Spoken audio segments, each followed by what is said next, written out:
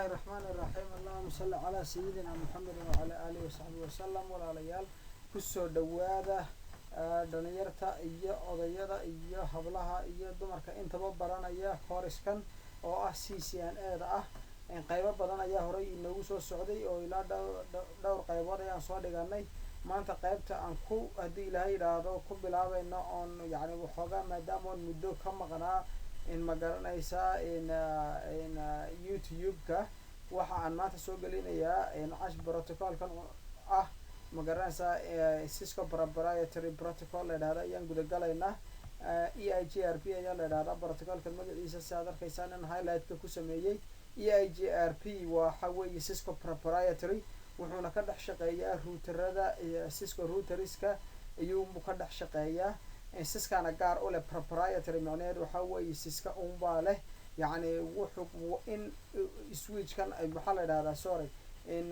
protocol-kan inuu ku shaqeeyo hadii aad rabtid waa inaad haysataa wax Cisco wada sameysay in oo ah magaranaysa router wada Cisco waa inaad isticmaalaysaa ama magaranaysa in switch oo layer 3 ah oo Cisco sameysay waa inaad isticmaasho marka waxa weeyaan had iyo jeer hadii aad aragtaan EIGRP-ga waa inaad qalab Cisco oo isticmaasho ma isticmaali kartid kuwa kale oo vendor kale ay leeyihiin ama company kale ay sameeyeen sababtoo ah standard triple E ma aha waxa lagu shaqeeyaa iminka networking-ka adduunka maanta ku noolahay in laba qaybood mid la yiraahdo networking so waxa walaalayaal waxa weeyaan ma garanaysaa in protocol-kan hadii aad aragtaan waa Cisco proprietary san hore inay yiri wuxuuna ku dhex shaqeeyaa un layer 2 waxaan sorry rabadaanka malaay taabtay sorry wuxuu ku dhex shaqeeyaa un layer 3-ga oo switch-ka ah iyo layer 3 iyo ma garanaysaa routerada in sideed ogtihiinba walaalayaal layer 3 waxa la yiraahdaa oo wixii routing capable routing ama in layer IP address intuu qaado destination-kiisa geeya oo source iyo ma garanaysaa in destination address yani mesela from where to place from somewhere to somewhere geeya marka wixii IP address ay ka dhex shaqeyn karaan ee waliba isku dhaafin karaba ma garanaysaa laba meelood sababtoo ah router buu gudbiyaa ilaa router ilaa iyo cisco.com aad tagayso in ma garanaysaa in layer 3 switch-kuna waa switch router-na ah weeyaan marka walaalayaal maanta introduction-ka hadii aanu imano EIGRP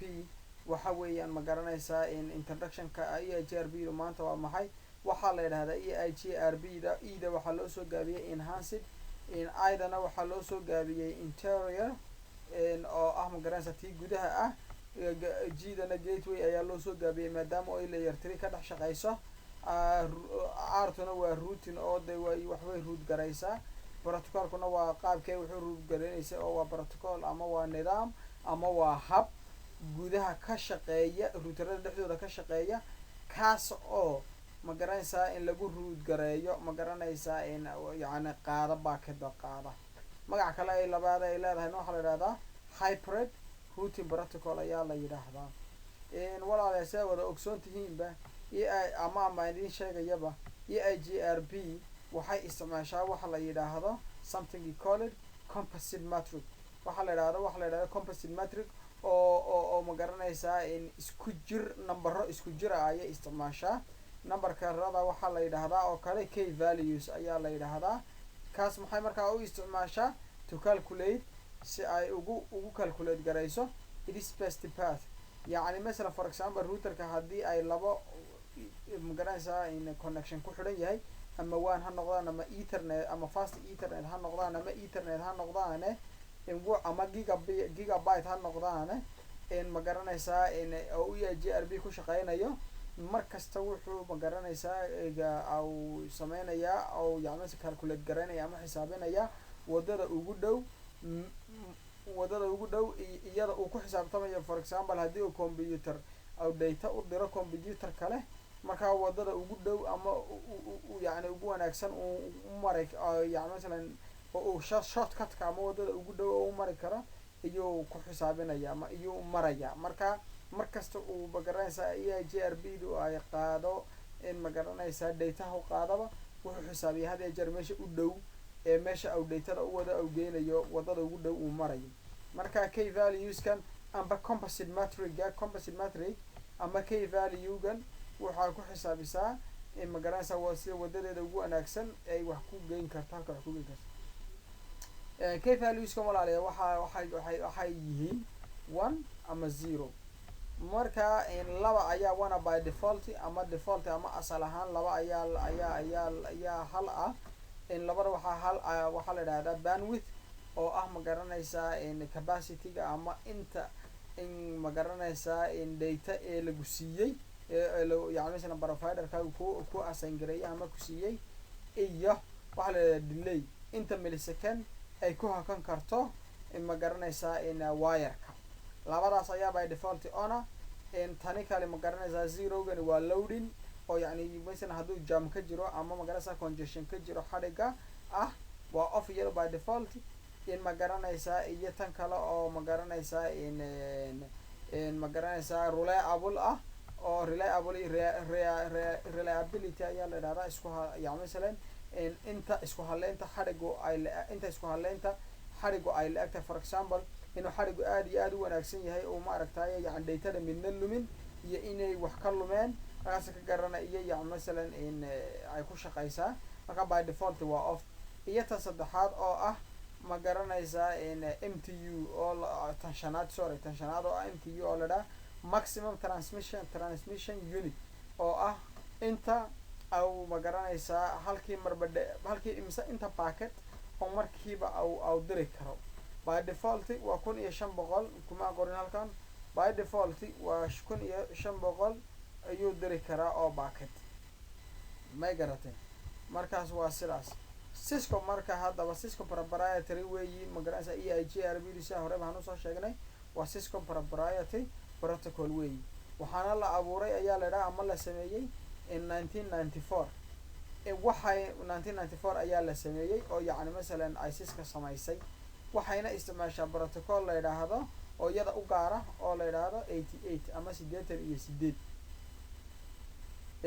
marka waxayna kala tahay iyadoo classless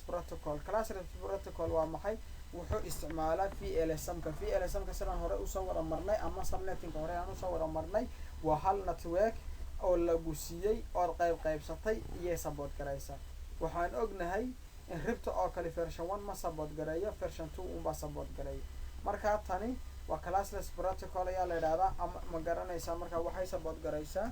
ma garanaysaa VLSM-kana way support garaysaa by default haddaba default ahaan ama ma garanaysaa ila asli yani markii ay asalkayga la soo saaray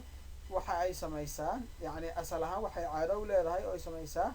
in automatic summarization waxa la yiraahdo automatic summarization ayay samaysaa automatic summarization ku waa maxay waxay samaysaa ma aragtay network-gaaga oo dhan bay ku celisaa classful ku celisaa isagoo classless oo /29 ah ama /28 ah ama /25 ah oo yani مثلا iyay ku celinaysaa 8 hadduu class A ahaana 8 bay u celinaysaa hadduu class B ahaana 16 bay u celinaysaa ilaa kuwaas ay la asalkii ahaayeen haddii ay class C yahayna 24 bay u celinaysaa okay marka waa kan and make waxay ka samaysaa by default ahaan it makes waxay samaysaa automatic summarization ay samaysaa and make the network is to classful boundary waxay ku celisaa halkii asalkoodii ay ka yimaadeen loomana baahna taa marka hal jeer command la rano auto summary ayaa la isticmaalaa si lagu soo gaabiyo waxa oo si yani network ay sidiisii ugu deyso oo asalka yani مثلا aad isticmaalaysay VLSM ku ahayd because hadday imka network by default hadday samayso automatic summarization in de ma garanaysaa VLSM kuba support garanayso marka si VLSM kugu sabayso waa inaad samaysid auto summary command oo iyad gelin okay waxa kale dirtaa routine update ayay routine update-ka waxay ku dirtaa in ma garanaysaa 224.0.0.10 ma garanaysaa oo marka kaas waa multicast waa one to many waa multicast ayay isticmaashaa multicast waxa kale dirtaa marka router au u diro router update au diro routerku markaa wuxuu router walba ugu soo celiyaa routerka update ka diray in unicast ayuu ugu soo celiyaa oo adiga arkay unicast by ku hesha acknowledgement-ka marka loo baahdo. Okay good. In halkan waxa ay dirtaa hello packet-ka waxay dirtaa 5 second ayay ku dirtaa 5 second ba marka aan hold down timer-keeguna waa 15 second. macnaheedu waxa weeyeen 3 jeer markay hello tiraahdo routerka kale waxba ka maqli waayo ama switch-ka layer 3 routerka waxba ka maqli waayo ama routerka switch-ka layer 3 waxba ka maqli waayo wuxuu sameeynaa 3 jeer hello waa 15 second. the hold down timer baa la yiraahdaa wuxuu ku yani uu magaranaysaa in uu drop gareynayaa datadaas uu yani mesela wuxuu arkayaa in maaragtay au routerkaas ama switch-ka layer 3 ahi ay linkiga failure noqdo oo fail garoobay marka datada waa ka joojinaya marka magaranaysaa wixii kale la gudboonayo sameeynaya. haddaba low speed bay leedahay low speed-ka oo magaranaysaa linkiyada low speed-ka ah waxa hold down timer ku waa 180 kan waxa laga wadaa serialka oo kale in magaranaysaa hadii uu 1T magaranaysaa uu yahay 1T line waxay isticmaalaysaa in magaranaysaa in 60 halkii second magaranaysaa halowdeedu waa 60 second marka 3 jeer halow marka tiraado waa 160 second marka 3 jeer haday ka maqli weydo halow mar walba 3 ayada u qorshaysan bes weeyo walinka datada way darab gareynaysaa. waxa kale oo sabad garaysa waxa la yiraahdo authentication ku macnuhu waxa weeyaan qarin oo encryption ah marka oo ah MD5 kaliya un bay sabad garaysaa ma sabad garayso waxyaalo kale oo la yiraahdo hash iyo sha iyo ma sabad garayso. in waxa kale isticmaasha dual magaranaysa for loop prevention ka waxay isticmaashaa waxa la yiraahdo magaranaysa in la yiraahdo dual oo ah diffusing bay taala iyaduna update bay taala iyo altuna algorithm ay u yeelan si ay prevention iska joojiyo si ay loop-ka u garato. waxa kale oo loop-ka joojiya waxa la yiraahdo split horizon oo isticmaalo oo sababtoo ah waxa mar laga bartay meel yani mesela hadii interface au mid u diro data interface-ka laguma soo celinayo datada sababtoo ah waa laga bartay oo isaga diray waa sidii qof inta sheeko fiican uu kaaga sheekeeyay haddana adib adigu ma aragtay aad sheekadii isaga ugu celisay waxaad noqonaysaa islaantii hooyada dalmada uga sheekayso kale. okay tayna waa kafta generating a successor in dualkaas ayuu ku helaa magaranaysaa successor-kiisa oo successor waa maxay waa the best path feasible successor waa maxay waxa weeyaan magaranaysaa waa backup path oo ah kan hadduu fail garoobo magaranaysaa linkiga successor-ka loo doortay markii xisaabtii dualkan wuxuu dabada ku hayaa ama uu xiriir la leeyahay ama uu kuwa shaqeeyaan oo dhan karnaa in magaranaysaa key values-kii amba composite matrix marka la calculate gareeyo wuxuu helayaa the best path-ka waxaa la yiraahdaa successor in markuu best path-ka helo wadada kale ee linkiga kale ku xiran wuxuu oranayaa warniyahow ma ku soo bixi kartaa adigu backup path ma noqon kartaa backup marka shuruudo badan ayuu leeyahay hadduu backup path-ka fuliyo waa marka wuxuu noqonayaa ma garanaysaa in uu ku soo baxayaa marka backup path-ku ka dhiganaya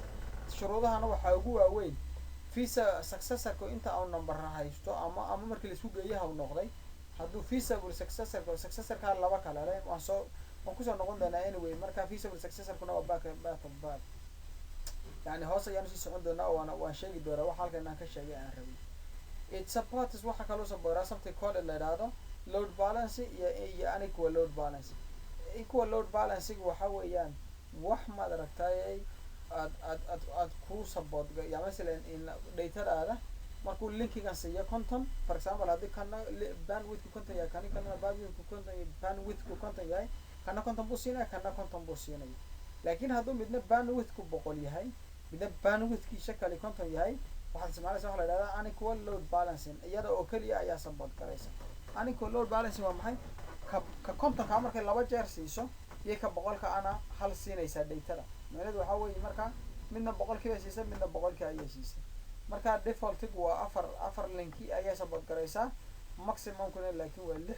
baat ama 6 linki ayaa support garaysa. okay waxa kale ay leedahay maximum hoobkeegu waa ilaa waa 255 laakiin defaultigu waa 100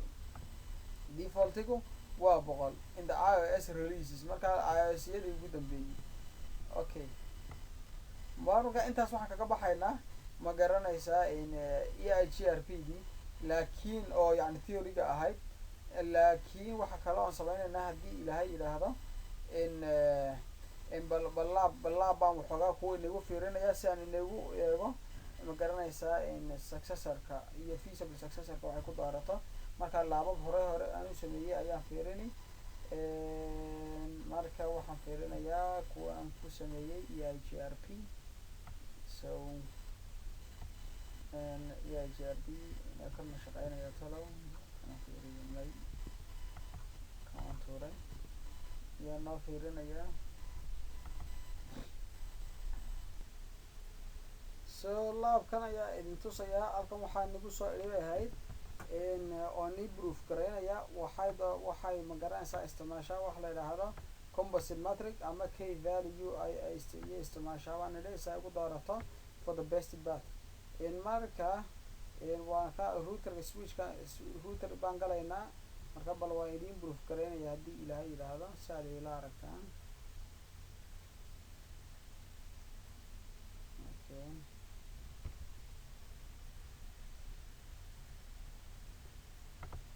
okay so waxaan leenahay show EIGRP topology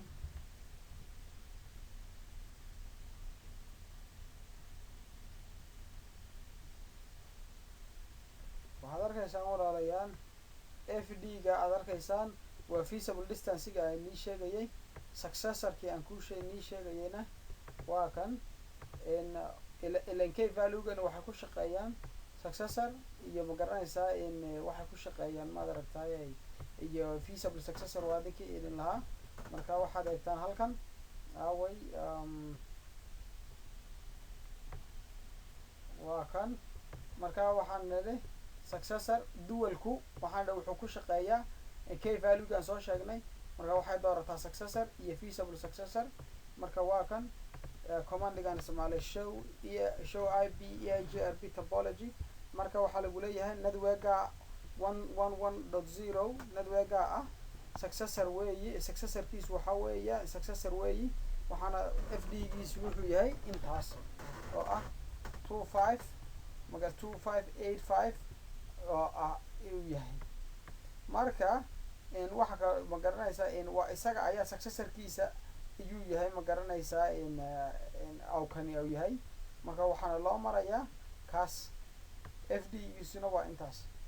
waa kan kale waa successor naa garatay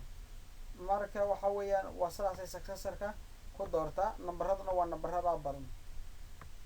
mar ayaan haddii ilaahay yidhaahdo mar kale markaan CCMP-da sameynayo ayaan aada usu dhex geli doonaa laakiin hadda waxaad inaad ogaataan la idinka baahan yahay uun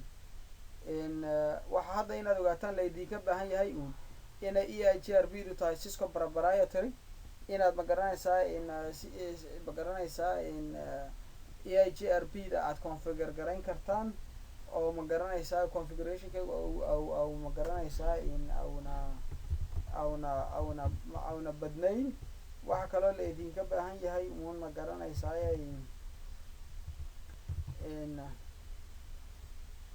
ma garanaysaa la idinka baahan yahay uun inaad maad aragtay marka ma soo saaray marka waxaa laga baahan yahay EIGRP-da configuration aad ku samayn kartaan in maad aragtay had ku samayn kartaan aad ogaan kartaan inay feasible wax la yidhaahdo feasible distance leedahay successorna inay leedahay marka cashirkeeni waxoogaa introduction-ka ahaa waxaan ka bixinaynaa ma garanaysa waxaan kusoo gabagabeynaynaa intaa wabillahi tawfiiq wasalaamu calaykum waraxmatullaahi wabarakaatu